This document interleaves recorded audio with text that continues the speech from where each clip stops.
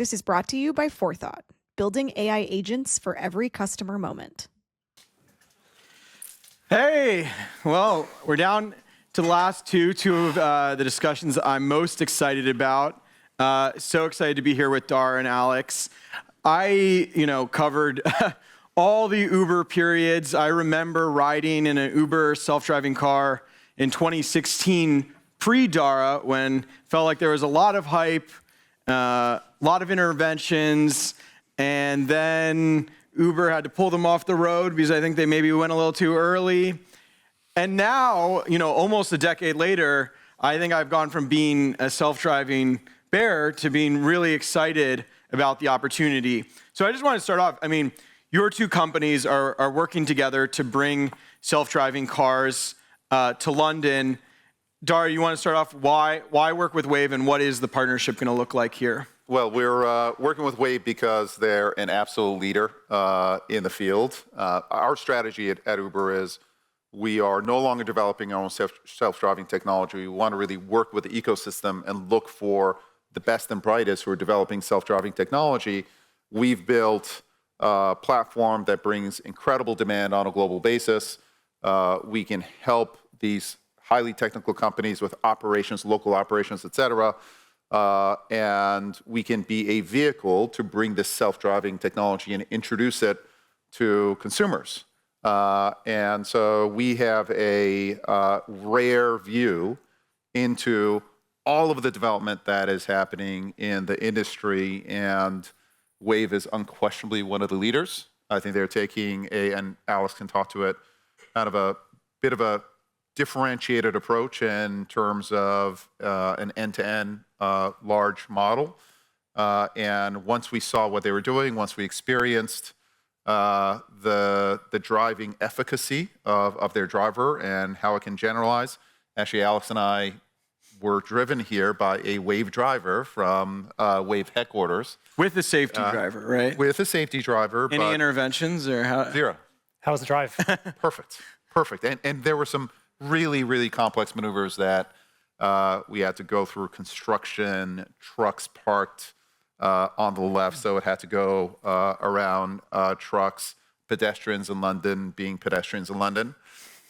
It was fairly extraordinary. I love all the look left, look right on the, exactly. on the ground. Exactly. You really need the instructions. But these guys have been a real leader, and so we very much wanted to work with them. We've invested in the company, and we're very much looking forward to bringing their technology to London and then beyond. Maybe you can talk a little bit about that. And regulators have said, oh, you could do it next year. I'm sure you guys were supportive of that, but are you prepared to do it next year? How do you feel? How ready are you to deliver self-driving cars with Uber in London? Well, look, I think the thing that's very exciting for us is the confidence and clarity we have from regulators here. So we're working as hard as we can to get this launched in a way that scales, of course, in London, but really worldwide.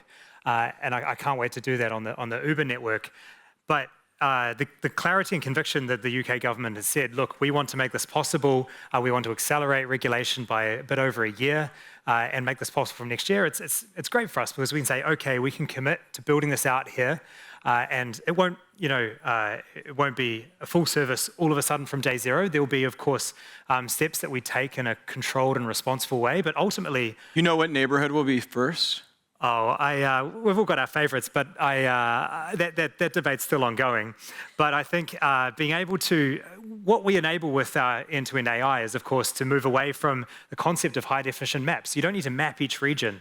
Actually, the AI has the kind of intelligence to understand scenarios it's never seen before. And my favorite experience from our drive, we went through this intersection where there was a car that stopped in front of us and we had to navigate, wait for an oncoming car on our left, safely change lanes to get around them and keep the traffic flowing. And all of this kind of complexity our AI can handle naturally. And I think it's not just about having a AI driver that gets you from A to B, but keeps the traffic flowing in a way that doesn't cause any road angst around you. I think that's what's going to be really loved by Londoners, a new experience that fits in with the London driving culture as well as being, of course, safe. Are you using LiDAR, or what's your philosophy in terms of sensors? We built an AI foundation model that can address all ranges of autonomy. So the car we drove in today was camera only, although the vehicles What kind of car was it today? It was a Ford Mach-E. Okay. But the vehicles we target for the level 4 robotaxi applications, they're going to have redundant sensors, so camera, radar, LiDAR. The key thing, though, is that they're not going to have a retrofitted spinning LiDAR on the roof, but integrated sensors that the manufacturers can produce at mass volume. And I think that's going to make this economically viable and scalable. I think just one comment on what's really cool about the UK and the regulators actually accelerating the timeline here is there are very few times when you have a true platform revolution the way that you're seeing with AI. And I do think that from a European standpoint, there could be the view that the US has been the country that has benefited from the big platform changes, internet, broadband, mobile, cloud, et cetera. It has been the US companies that have grabbed a significant share of the enormous opportunity that has been created as a result of these platform changes. AI, I mean, you've heard it, this is something that you're deeply in, represents such a platform change. And the talent level that we see in the UK coming out of the educational institutions is incredible. And so the UK has an opportunity to be a leader here in terms of this change and kind of the application of AI, generally physical AI. Are we at a point yet where cities, they should almost be bidding for the opportunity? Or like, in San Francisco, it feels like tourists are trying to go see Waymos. Like, do you get a sense that the mood in cities has pivoted at all to, oh man, being first is like a compelling pitch? We're seeing cities leaned in. Now, you should be leaned in. At the same time, safety is paramount. The cost of a mistake in the real world is so much higher than a hallucination in the digital world. So while they are leaned in, these are long dialogues that we're having with regulators to make sure that you can be leaned in, but safe at the same time. But so far, the conversations that we've had are very, very constructive, but we have to meter how we lean in here. I mean, what we see is that this solves so many problems for cities, but of course, it comes down to the nuance of how you integrate and deploy this technology, and of course, doing it in a responsible way is critical. How do you prove it to London, or what's the path to showing that you are safe? Oh, there's so many aspects to endless regulation. That. No. And the key thing for us is, of course, we prove it before we deploy it. And so, of course, that starts with very large-scale offline testing and simulation. Right. It starts with proving that you can expose the AI to the right amount of data across the right behaviors, and then testing the integration. I believe the Texas approach is prove it after you deploy. We'll get more on that. Dara, I mean, you are partnering with other self-driving car providers. You're working with Waymo. Like, what do you think about sort of your partnership strategy, and how do you decide which partners to work with? Well, ultimately, we think this is a technology that holds the promise of making the streets of the world safer. That is by far the most important factor here. In the US alone, there are probably 35,000 automotive fatalities per year. And if you take the opportunity that we have now, which is to hold a standard of safety of these AI drivers being multiple times better than humans, and Waymo certainly has demonstrated that that's possible, you get to have safer streets, and over a longer period of time, you can bring the cost of transportation down, increase demand, and hopefully take a chunk out of personal car ownership there. So that's what ultimately the opportunity represents. We don't think there's going to be a winner-take-all in the marketplace, and so we want to partner with the best and brightest. We get to meet everybody in the industry. We have a safety case as well that we want to make sure is fully satisfied.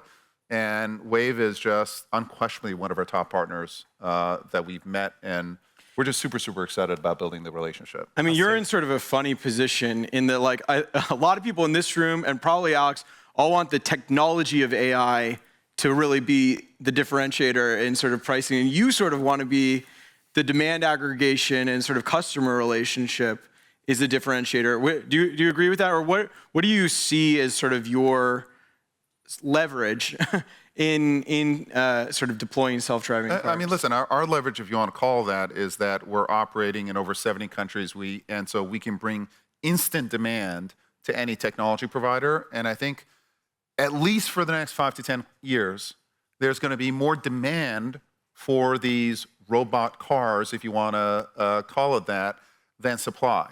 So 10 years from now, maybe there'll be competition, who's going to win, et cetera, and who's going to be the provider for various OEMs. But we are a long way away from that. And right now, it's about making sure that we introduce this technology safely in the streets of, hopefully all the countries in which we operate. So I just don't think we're there yet at this point. Yeah, far away. Yeah. Alex, there's a third mystery party in this partnership, which is the OEM. I don't know that you're going to give it up right here on stage, but like, what characteristics do you look for? Do you think it'll be just one? And yeah, how do you see the roles of the three different players? Yeah, that's a good question, Eric. I mean, we work with automakers around the world through Europe, Japan, and the United States. And I think this is going to be a technology that all OEMs will want to produce vehicles that have autonomy capabilities. There will still be some personal car ownership market, and of course, the ability to drive hands off and eyes off with that is going to be a really key thing for that product experience. And that's what our product can enable. But then the market is going to move to focus on level 4 robotaxis and other autonomous mobility applications. And so what we are seeing is the very best automotive manufacturers are setting themselves up for that future. They're working with our AI, of course, building vehicles that are software-defined, that enable you to... The amazing thing now is that we're seeing manufacturers bring out vehicles that you can get data off them. We can start to aggregate data, just like Uber aggregates demand. We aggregate data around the industry, and that enables us to build the most safe and scaled AI across the market. And then the vehicles, making sure that there are features you need to operate a robotaxi platform. One OEM per city, or you think there will be multiple? I think that consumers will want choice, and we want to enable our platform to enable many OEMs. You think the cars can provide differentiation too? Absolutely. And I mean, if you look at our AI is flexible in that it can work with different sensors. So it learns what a sensor architecture can and can't see. But some OEMs may want to put a camera here or in a slightly different position. Maybe they want to use a different compute stack. Or of course, the actual driving experience. The inputs to our AI is not just the sensor input, the navigation prompt, but also a style prompt. How do you want the car to drive? Are you going to give these, are you going to be the scorekeeper of AI self-driving? Like how much do you think we can measure all the accidents, this one is slightly safer? We do have a good viewpoint as to the efficacy of the various AIs and the different approaches. And there are different approaches to solving the problem here. And obviously, we're going to make our bet on the approaches that we think are safe. And then also, obviously, like you said, there's a third party in here, which is the OEMs. I do think 10 years from now, I think every car sold is going to come with an L3 or L4 package, depending on what you're looking for. I think it represents a huge profit opportunity for OEMs. I mean, like the OEMs are understanding the beauty of software, zero gross margin, obviously huge upfront costs in terms of development. So, every OEM that we talk to is very, very interested in this technology. But at the same time, it's very different tech than they typically build. There's a big debate. Do we build it internally? Do we go with a third party, et cetera? But I think 10 years from now, every single new car sold, if it doesn't have this package available, it's not going to sell. And you think you'll be using sort of consumer cars as part of a Uber fleet? Well, I think that... Or you think your cars will be... Drivers, they'll drive our most... Just like rideshare. Popular feature is a Prius, right? And so there'll be a driver driving a Prius. Whatever the next generation is, there will be a software driver. Hopefully, it will be a Wayve driver driving that make of vehicle.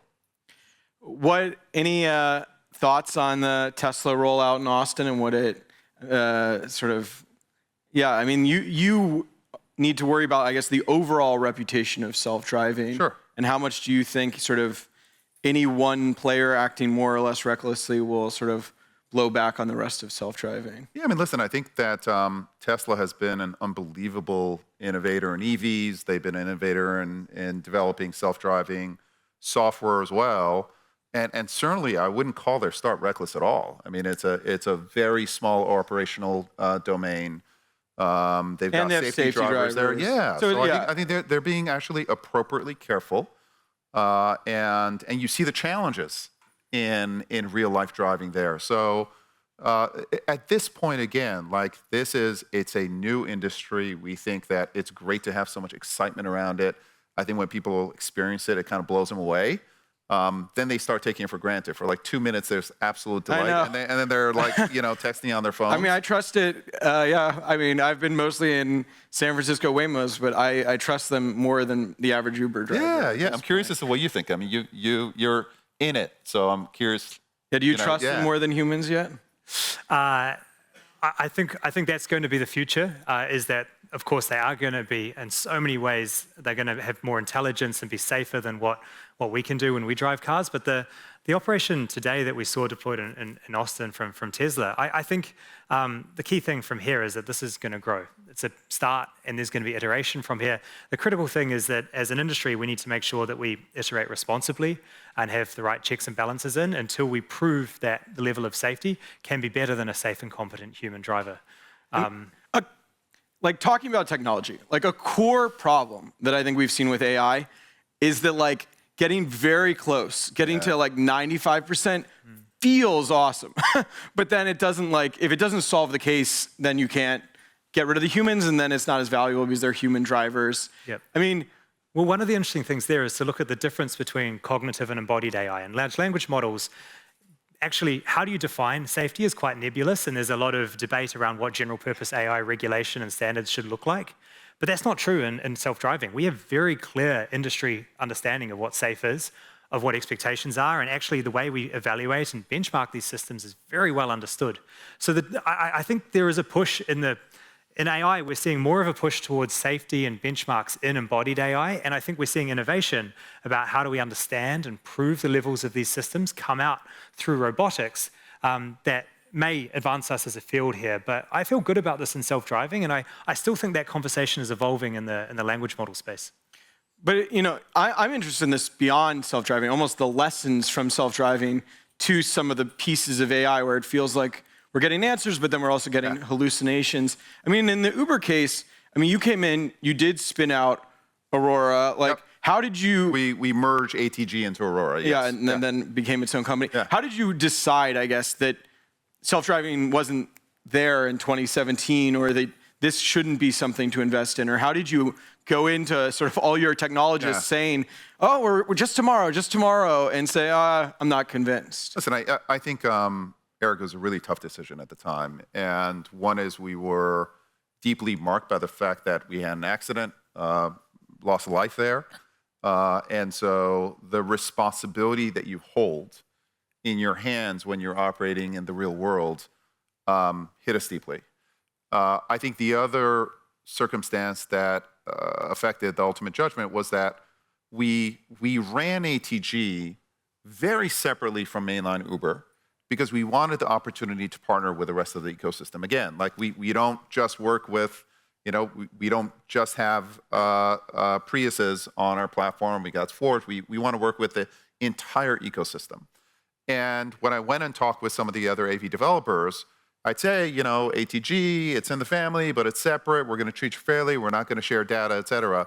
When you're having a conversation, actually, like I usually do with you, and I'm saying stuff and you don't believe a fucking thing I say, pardon me, that was the response. Like we were having conversations, but I think people didn't trust us because they also viewed us, rightly so, as a competitor. Right.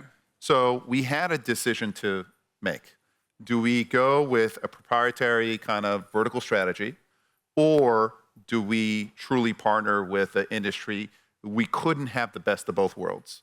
And ultimately, we decided that a partnership model was the right model going forward.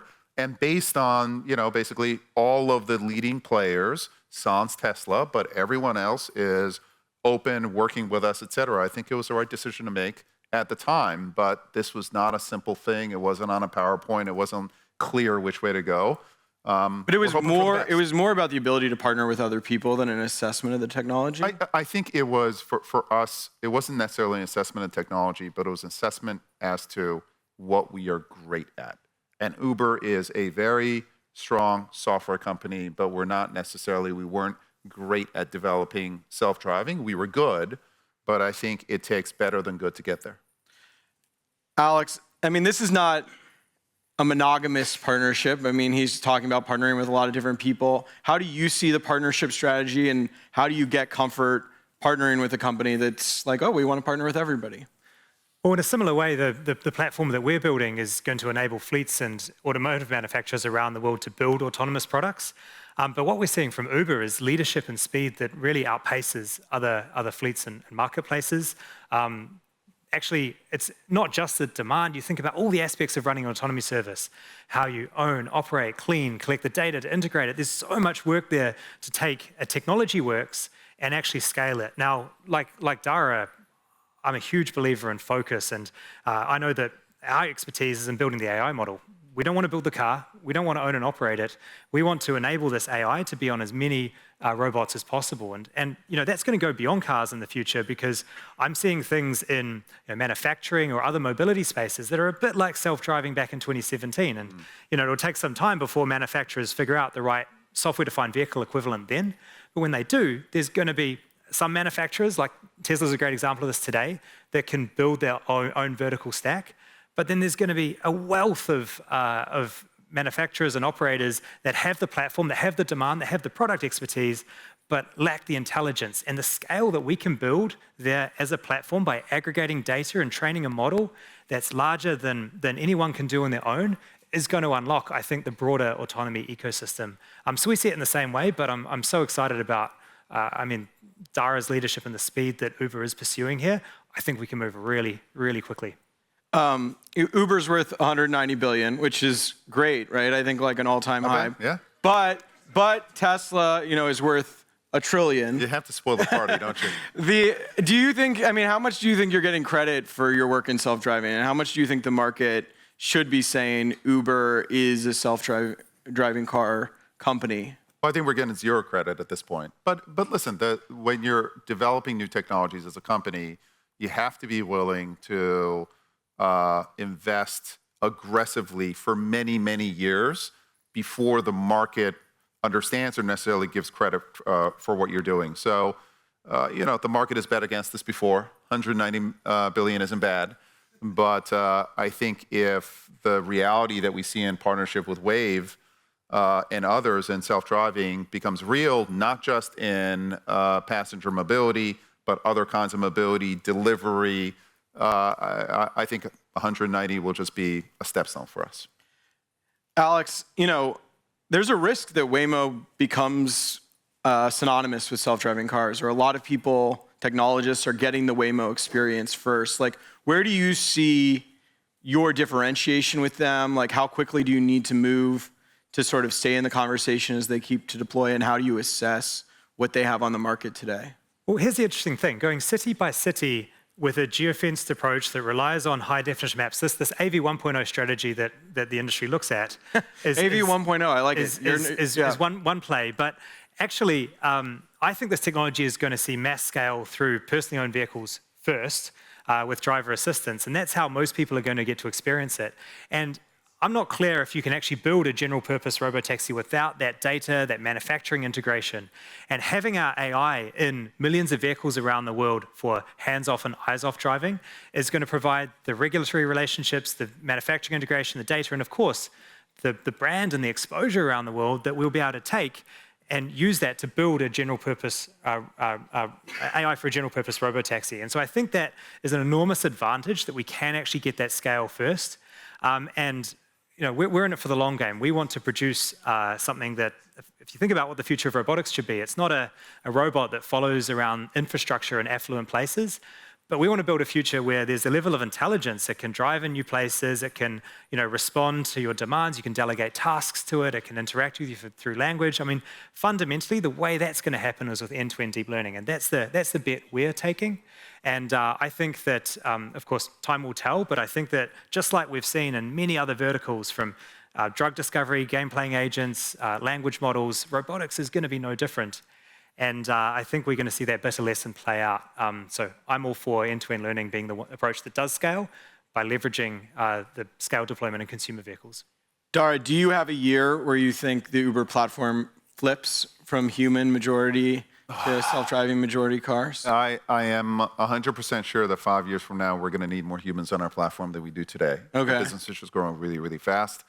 10 years from now, I'm not sure about that slope of the curve. It's not going to flip, but the increase in drivers and couriers that we need on the platform may start metering out. And after that, who knows? But you're So still saying we've 10 got years time. away. I mean, I'm saying 10 years away, we will still have more drivers and couriers, Right. but a higher and higher percentage of our platform is going to be served by robots, one where they're delivery robots, drivers, et cetera. It's just the demand for all things on demand, whether it's a ride or a food delivery, grocery, retail delivery, the demand is just growing so quickly, and I think that'll continue. Do you think deployed self-driving cars today are safer than humans? Like, is that a sure Well, I thing? think Waymo is demonstrating as we speak that it can not only be safer than a human, but it can be multiple times safer than a human. And I think we have an opportunity to hold a safety bar that is very, very high. And I think we should take that opportunity. Great. Dara and Alex, thank you very much. Thank you. Appreciate it. Eric. Yeah, this is great. Thank you.